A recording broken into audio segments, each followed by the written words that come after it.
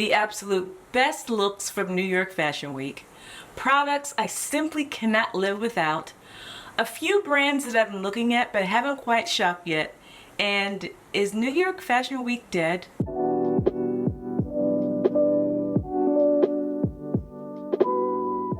Hi guys, welcome back to my channel. If this is your first time here, my name is Kura, and I believe that when you feel good, you look good. So on this channel, I show you how to take fashion and use it as a tool to help you look and feel your best. For some odd reason, my intro got cut off. So in my intro, I was saying that it is every New York Fashion Week where someone has said and declared that New York Fashion Week is dead. It's a fashion enthusiast or a fashion insider who has very strong opinions about why New York Fashion Week has changed and what's so different about it. And there's think pieces, articles, random IG stories of people waxing poetic about the demise of New York Fashion Week. These people think that Fashion Week or New York Fashion Week should be kept exclusive. Other people say that it's overhyped. They complain about the parties being lame. They say that people can't dress. And they definitely complain about the influx of influencers who are now attending Fashion Week. And all of these ideas came back this season. This season was no exception. Everyone was complaining about the same things that they have for many seasons. But instead of an IG story, even though there were a few IG stories, and instead of articles, they were all on TikTok. Is New York Fashion Week dead? I feel like this question comes back every other business days. Fashion Week is dead, and we need to bring back gatekeeping because influencers and TikTokers have literally killed New York Fashion Week. Let's talk about it because I have a lot to say. Fashion Week overrated? A bit. I think it's oversaturated. I think it's not exclusive anymore, which is kind of what I liked about it. I mean, it's great that everyone's getting involved, but I think Paris is definitely the one to, look out for. Yeah. So is there any validity to these claims? Is Fashion Week really dead? Before I shed light and give you some of my ideas about these claims, I think it's important that we know the history, very quickly, the history of New York Fashion Week. New York Fashion Week was started by Eleanor Lambert, the same person who is credited with starting the Met Gala and the CFDA. The very first Fashion Week was actually initially called Press Week, and it was in 1943, and it was here in New York City. At the time, it was World War II, and the Germans occupied Paris. So the buyers and the designers and the editors were unable to get to Paris, which was the fashion capital of the world, to go and see people's collections and shop and bring these things back to their stores. So in an effort to keep the fashion industry alive, Eleanor Lambert decided to bring attention to New York City. So Fashion Week began as Press Week initially, and still is really a trade show. Buyers can come and buy things for the stores, designers can sell, and editors can edit. And Fashion Week is still that. It is still a trade show. Even though it gets lost in the sauce of the glitz and the glamour, but we'll get to that, it is definitely still a trade show. The actual first Press Week, Fashion Week, was held in the Plaza Hotel. And then a few years after that, I believe in the 50s, they would separate the journalists and the buyers. One location would be for the journalists, and then the buyers would have to make appointments to come see the clothes. And then as time went on, they spread out to different venues. They were in department stores and nightclubs. And now it is what it is today. So it did evolve. When Press Week initially started, it was just for people in the industry, buyers, editors, and designers, right? But in the 60s and the 70s, the celebrities got hold of this Fashion Week and they started to attend shows, which really brought a different aspect to the show. It really brought a little more glitz, a little more glamour to what was really just a work event, right? So to have celebrities there, which if you think about it, celebrities were really the first influencers, right? People at the time looked towards Marilyn Monroe or Eartha Kitt, different times, but they looked towards people for their fashion, these celebrities for their fashion, for the way they wore their hair and their makeup. So if you think about it, they were truly the first type of influencers. So it evolved from buyers traveling to Paris to see certain shows, to having a whole press week in New York, to in one place, to then it evolving to where celebrities come and it's held in different places. And now it is what it is. I'm old enough to remember when Fashion Week was in Bryant Park, and then the whole hoopla that happened when it moved from Bryant Park to Lincoln Center. I distinctly remember going outside just to see who would walk into what they call the tents at Bryant Park. I just wanted to see everything. I was an avid fashion lover and still am. So Fashion Week was like Vogue magazine in real life to me. So I would just stand out there and look and dream, and it was just the best. When it moved to Lincoln Center, I remember one time, you guys don't laugh at me, I had got my first pair of expensive shoes, which I look back at them, they weren't that expensive, but they were Rachel Roy. And then I put on this black swing dress that I got from Forever 21 and a white blazer that I just put over my shoulders, which is funny because I definitely still do that now. I wore my hair out big and I wore some huge sunglasses, and I put on this outfit just to go look at the fabulous people at Lincoln Center. I even got some people taking my picture, which was not on purpose, but I ate it up and loved every minute. I can still picture me just sitting there and looking at everyone's outfit. I was in absolute heaven. So at its core, Fashion Week is a trade show and has evolved with more glitz and glamour as the years have gone on. So why do people have such a gripe with New York Fashion Week in particular? The three main things that I can gather from these people that have this hatred for New York Fashion Week. One, they feel like influencers have ruined it. Kelly, give me one thing that's in and one thing that's out this Fashion Week. The thing that's out is influencers. Bye. See you later. I believe that people that are participating in these events just can't dress. And then they believe that people are there just to be seen. And because of all these reasons, they believe that exclusivity should be brought back to Fashion Week so it can be restored to its former glory.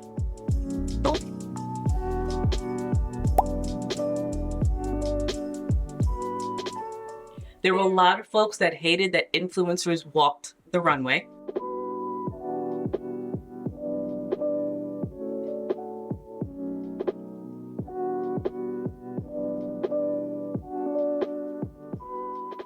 And listen, I will be the first to admit that New York Fashion Week does feel different than when it was in Bryant Park. Just walking around this week and taking it all in, because I love just being in fashion spaces. It was very clear who was there to be seen. It was clear who loved clothing and trends, but not so much fashion, which I actually don't have a problem with. And then you could tell the people that really loved and appreciate the art of fashion. There are many people who take issue with folks that love trends and clothing. I personally don't see a problem with that if you're not really into the history and the inner workings, but you just really love clothing. That is a valuable part of the fashion industry. So if you don't really care about the creative director of this person, or you don't care about Old Celine, that's fine because you too are a part of the industry. People always associate the fashion industry with like Dior and Louis Vuitton. The fashion industry also includes fast fashion. That's all fashion. So why does this matter? Why do people hate that there were folks there that don't really love fashion and just want to be seen? Someone said on TikTok that they believe that New York Fashion Week has been diluted with people that don't belong and has become quite the spectacle.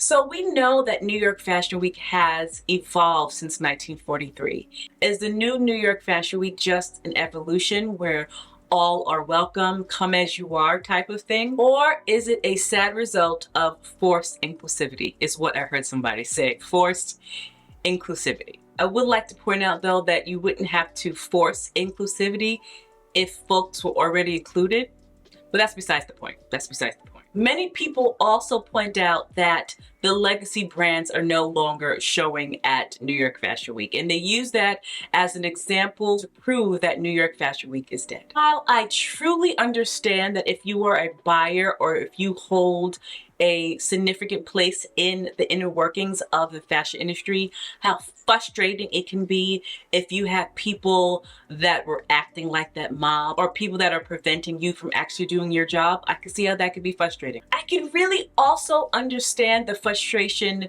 that comes along with feeling like someone is making a mockery of the art that you have studied for years and years and that truly is part of you. And I understand that. I also understand the idea that something that you have worked for and have loved is being destroyed by these newcomers. However, I would like to offer a different perspective. First of all, the business of Fashion Week is still happening. It is a trade show that is still very much happening. So the intended purpose of Fashion Week still stands. It's just packaged a little differently than what it used to be. I will be the first to admit that the package is most definitely not as appealing as it used to be. However, I think within that package comes inclusivity. And in any industry, in any arena, when you start including people that weren't initially intended to be included, it starts to get uncomfortable. Someone said on TikTok that the fashion industry was inclusive prior to influencers, right? And I guess that would be according to your definition of inclusivity.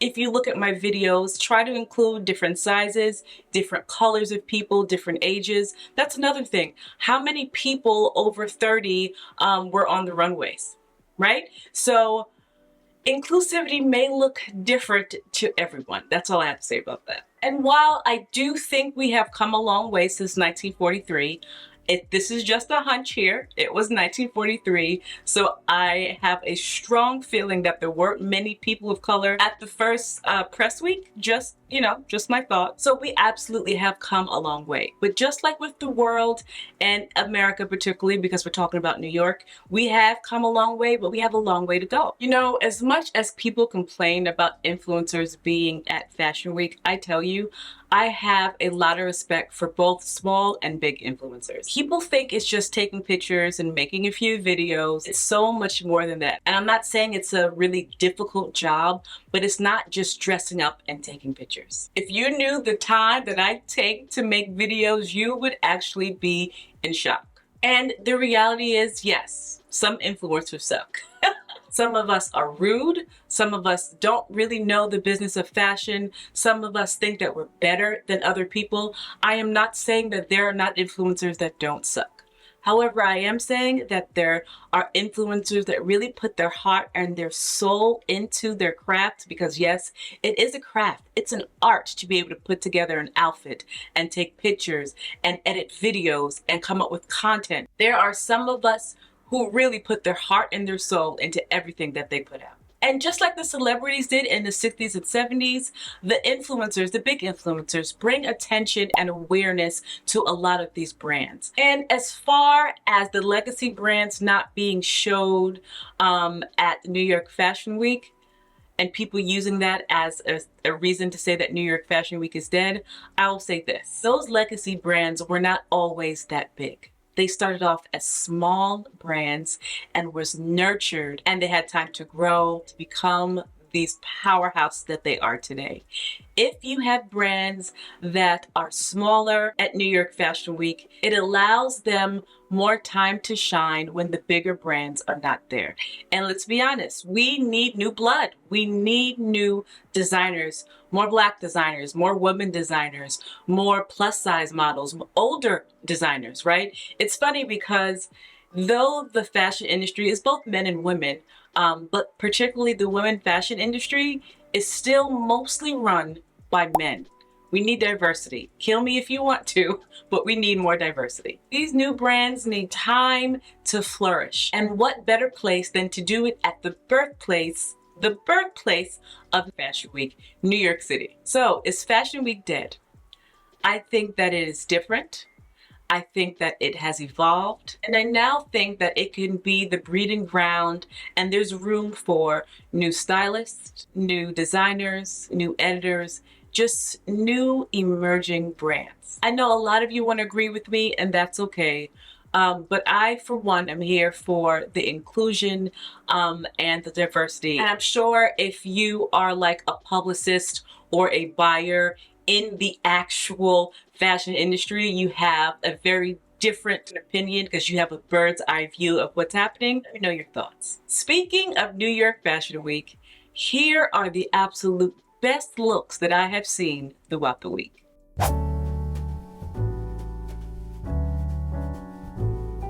This year, New York Fashion Week looks ran the gambit from wearable to wonky, but not this one. Amy Song always gets it right. She's just very cool. I've been a fan of her forever. I really love how she paired these really cool platform shoes with a very flowy skirt and top combination. She just gets it right. I audibly gasped when I saw Janae in this awake mode top. I love that she paired it with a white pair of pants as opposed to a black pair, though I think a black pair would have looked fine. The white against the brown just makes it even more effervescent, if you will.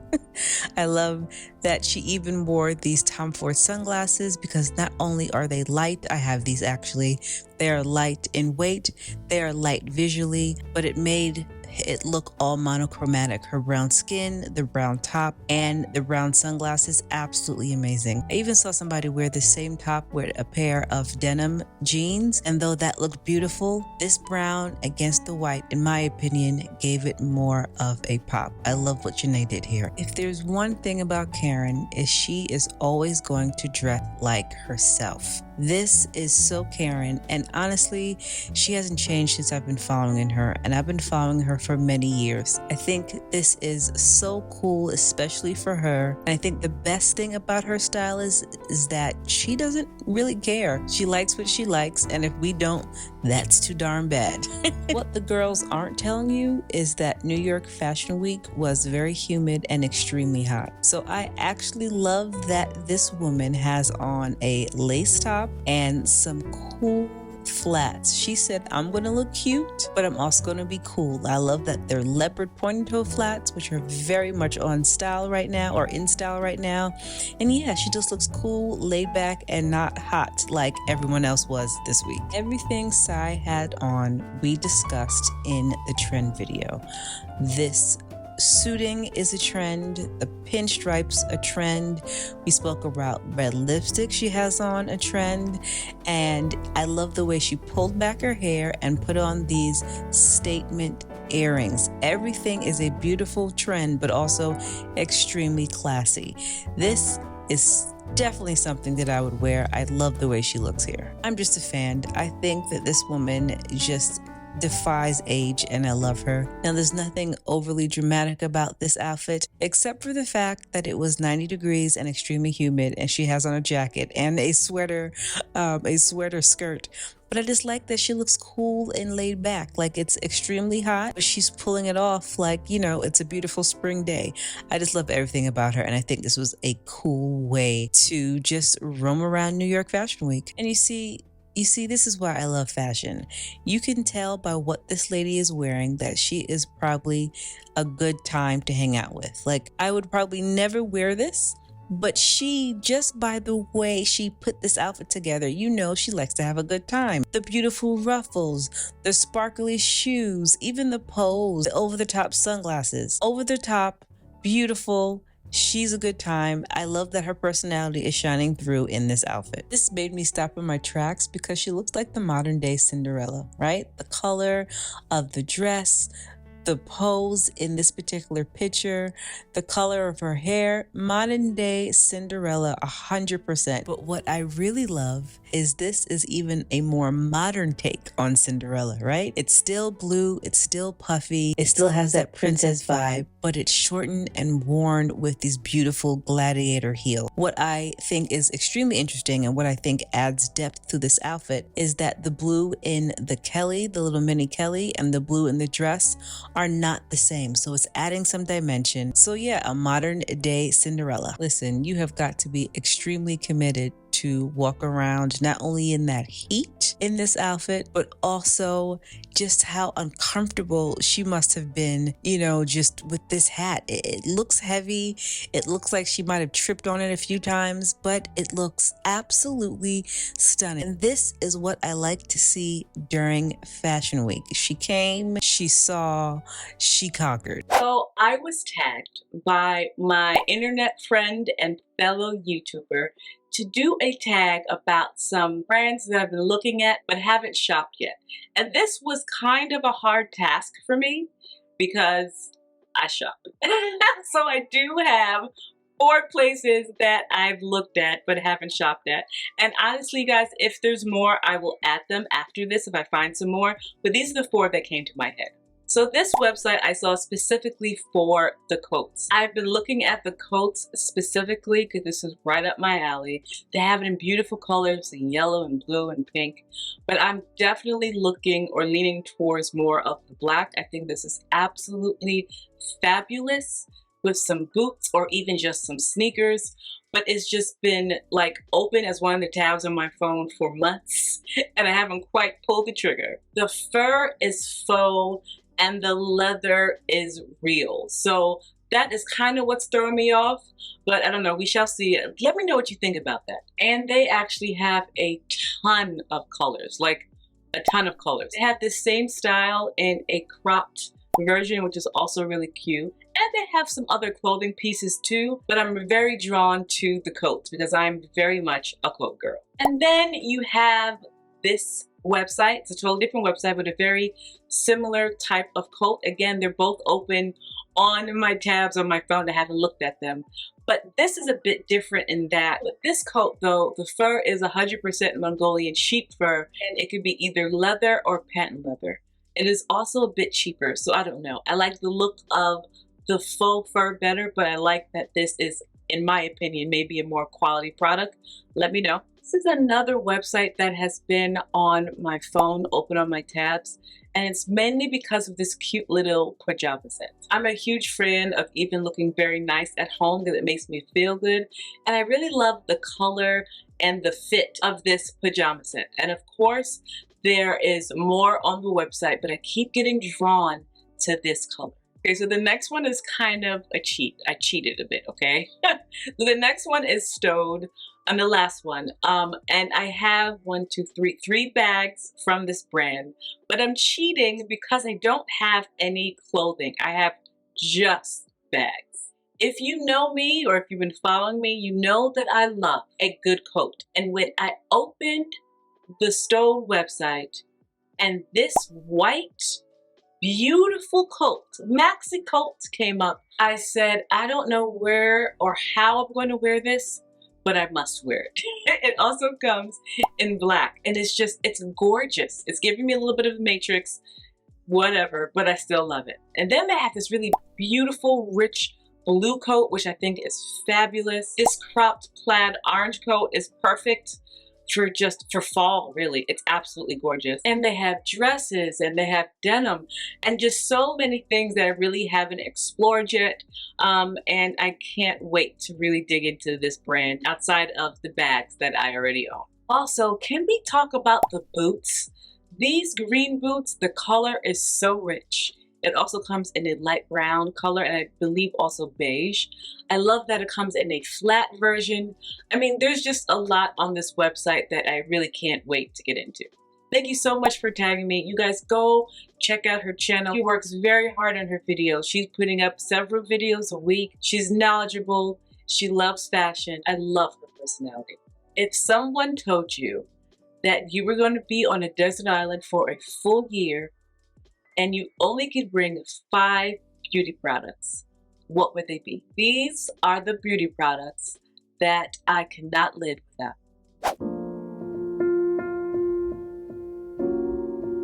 So I totally cheated again. I make the rules, so I'm going to cheat just a little bit. The first thing that I would have to bring on my desert island would be some sunscreen. Now I have 3 here and they're all very important. And like I said, I cheated, so we're just going to count this as one product because it's sunscreen just for different things, right?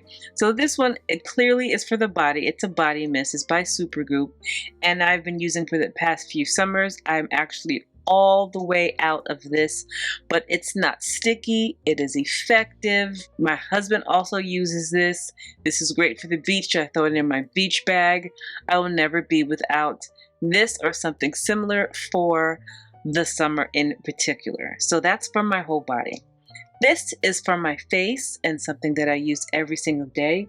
I go between this and Black Rose sunscreen, but I picked this one up because aesthetically it looks nice with it looks nice with its counterparts, its Supergoop counterparts. When you are melanated or you're brown, you know that finding sunscreen that doesn't have a white cast is a hard thing to find. And this doesn't give me any white cast. I've been using it for a long time and it's definitely one of my favorites. And then this, the Resetting Refreshing Mist with the SPF of 40, I spray during the summer in particular over my makeup. You know you have to re-up on your sunscreen every so often, and putting this on over my makeup will never ever work. So this is a nice alternative just to re-up on my sunscreen and just using it as a spray so I don't have to ruin my whole face and I am protected for the sun, so that when I am in my 50s and 60s and 70s that I will look just as beautiful. So my next desert island item, again, is a twofer, okay? It's 2 for 1. Judge me if you want to. I came up with the rules. So this Olaplex number 3 and 0 are staples in my hair routine. And if you've been following me for a while, you know that I started using this like right before the panty or right after the panty started, and it has done wonders for my hair. Between adding these 2 steps to my hair routine and switching from drugstore products to better quality products, my hair has been flourishing. If you haven't seen those videos, they are very old, but you can go check them out. Don't laugh at me or my editing, but I really feel like this is a big part of why my hair has been doing so well. I won't lie, I have always had relatively thick hair, so some of it is genetics, but also just changing my products and my routine has really worked. So if you haven't tried this, go check it out. I spray this first, let it sit for 10 to 15 minutes, then I put this in and let that sit in for about the same. I don't rinse this out. This goes over that and I let it sit for a while, and then just magic, absolute magic. So I don't know what kind of desert island we're going to be on. Like, will there be parties? Will Gilligan and the skipper be there? You know what I mean? I don't know what kind of desert island we're talking about, but just in case, I want my face to be prepared. This NARS foundation, or this one, is a staple in my routine. This is not my color. This is an old one. I haven't used it in a while, but I wanted to show you the bottle, right? But this in particular is my favorite right now because I'm a person who doesn't like full coverage. You know, this is a very light foundation. It gives me the exact coverage that I've been looking for. I've told you guys before that I am a really big NARS fan when it comes to complexion products, and this is just takes the cake. I have several foundations, but I will always have this one or this one in my collection. I wear a lot of white. and my makeup is brown. So I need something to protect me from that. I went to go buy the setting spray that everyone keeps talking about, and it keeps getting sold out. I told you guys about this before. This is a desert island staple in my opinion. The Ben Nye Final Seal. It's an oldie but a goodie, and has helped my white clothing and my clothing in general stay makeup free. If you ever see me in the vlog and there's makeup on my shirt, it's because I forgot to spray my face with this. And the last one was kind of difficult because I have foundation to put on my face and I have to keep it on my face. I have sunscreen to protect me, but I don't have anything to wash my face or to moisturize my face. So I'm hoping that the salt water on the island could help disinfect and wash my face. But then moisture, I don't know what to do. Maybe coconut oil, but that's not really moisture. So what I thought was, if I were to bring a serum that's also adds a bit of moisture, I might be able to get the benefits from the serum and also add some moisture. So this has been one I've been using for a while now, and you usually can't go wrong with Estee Lauder. I used to really think that Estee Lauder was an old person brand probably because I saw my mom use it, but I love this, and it's the Advanced Night Repair. I have tons of other serums if I'm being honest, but I feel like this one would be good for a desert island because it does several things. If you were going to be stuck on a desert island, what would be your 5 beauty choices to have with you for a year? So friends, let me know. Do you think New York Fashion Week is dead? What was your favorite look from New York Fashion Week? What are the products that you just cannot live without? And are there any brands you've been looking at but haven't purchased anything from? As usual, thank you so much for watching. If you like the video, like, comment, subscribe, share the video, and I will see you in my next video.